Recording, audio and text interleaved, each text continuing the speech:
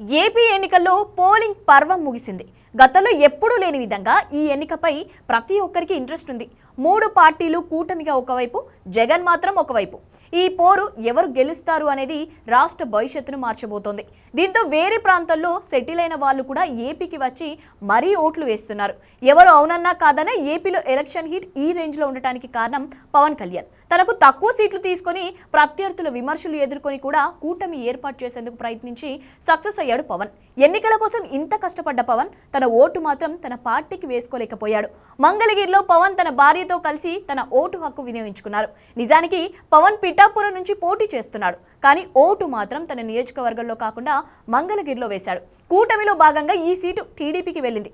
ఈ లెక్కన పవన్ తన సీట్లే కాదు తన ఓటు కూడా టీడీపీకే వేశారు. ఇప్పటికే పవన్ మీద ప్రత్యర్థులు చాలా ఆరోపణలు చేస్తున్నారు. చంద్రబాబు కోసం జనసేనను తాకట్టు పెట్టారని, జన సైనికులను టీడీపీ కోసం కూలీలుగా వాడుతున్నారని ఆరోపణలు చేశారు. ఇప్పుడు పవన్ తన ఓటు కూడా టీడీపీ స్థానంలోనే వేయడం ప్రత్యర్థులకు మరో ఆయుధంగా మారే అవకాశం ఉంది. సీట్లు మాత్రమే కాదు తన ఓటు కూడా పవన్ టీడీపీకే వేశాడు అని మరిన్ని విమర్శలు చేసే అవకాశం ఉంది. అన్ని పార్టీల నేతలు ఎవరి ప్రాంతాల్లో వాళ్ళు ఓట్లు వేసుకున్నారు, కానీ పవన్ మాత్రం తన కాన్స్టిట్యుయెన్సీలో కాకుండా మంగళగిరిలో ఓటు వేశాడు. ఇప్పుడు దీనిపై ప్రత్యర్థులు పవన్ మీద ఎలాంటి విమర్శనాస్త్రాలు ఎక్కువ పెడతారో చూడాలి మరి.